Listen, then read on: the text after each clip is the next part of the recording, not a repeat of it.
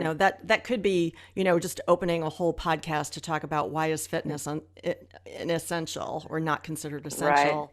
Right. And I know you probably have a lot of ideas on that, but just briefly, you know, this whole tying of allied health to the whole model, the continuum, as it were, and Hmm. putting them all under one roof, I think is you know, you were ahead of the curve on that anyway, so you were Hmm. doing that anyway, but now you've doubled, well, I don't know about doubled down, but you've increased the PT aspect, maybe the Hmm. chiropractic, other services Yeah. like that. Talk a little bit more about that and then touch on the essential versus non-essential. Yeah. Yeah. So we, over the years, so I've been in business 15 years. And when we first started, I had one massage room. And fast forward 15 years and we moved location stuff, I now have 9 treatment rooms, Mm, and a couple physical therapy tables that aren't in rooms. So we've really expanded the sort of what we call therapeutic, which includes the massage, the chiropractic, the physical therapy, it's part of our business over the last 15 years. But in COVID specifically, because that was considered essential for better or worse, like the demand for that stayed consistent and then since has grown. And then our one physical therapy company is growing, so they're continuing to hire. And then we've had a couple, we actually had a part-time chiropractor who um, was had like a full-time job and was doing chiropractor on site, and she's now moving, is recently moving full-time to chiropractic. So I think people, just some of the, it's those businesses are doing well because people, obviously health is super important, which COVID has shown us more than ever. And hmm. so those businesses are succeeding. And so we have a great space for that. So it's been kind of a combination of um, us having a nice environment for that. And then the businesses within us were growing, and then attracting a few more people that were like, I want to grow that more as my business. And it's been a great fit. And to your point about the essential versus non-essential, it goes back to, I mean, we've talked about this in the industry a lot, of like, there's not really formal, I mean, they consider essential medical because there's such more strict, the licensing versus certification, it's just because fitness, as we all know, is hugely important and should be essential. But I think the there's not enough regulations around it for like the, bureaucracy to sort of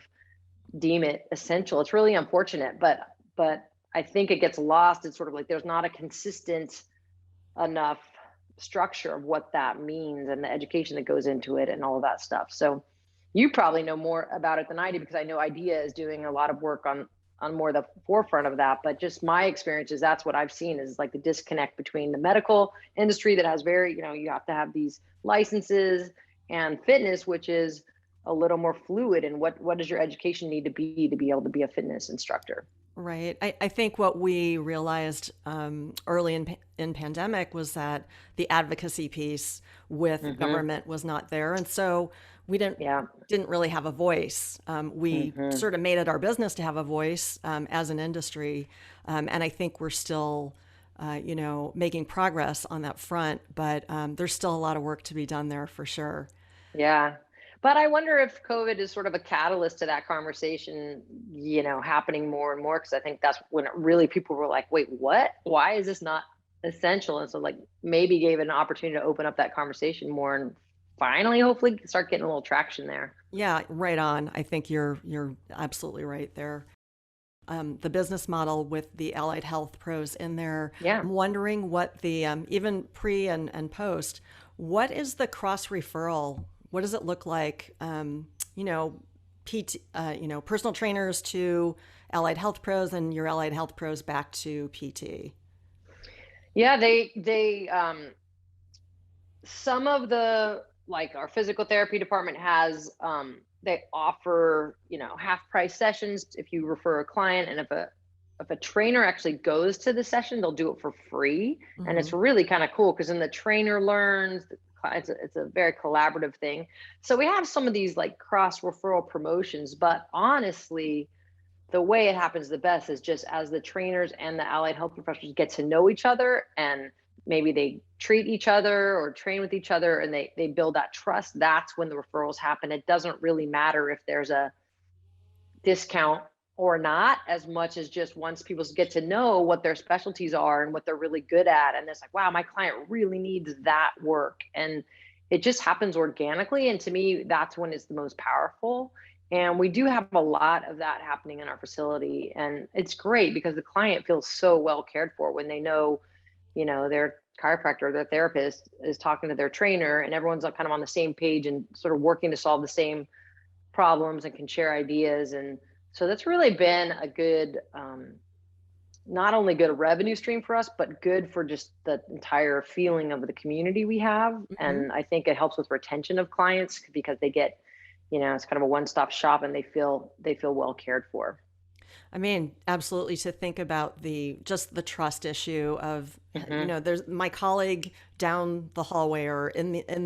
in the other room, or, however, I've never seen your setup, Exactly. so I don't know how that works, but to say that you have a colleague in the same building who you would like to refer them to, who has particular expertise in a different area, and then to just be able to send them, down the hallway or whatever under the Hmm. same roof, I think is, Yeah. I mean, that's pure gold. That's really Yeah. a smart thing to do.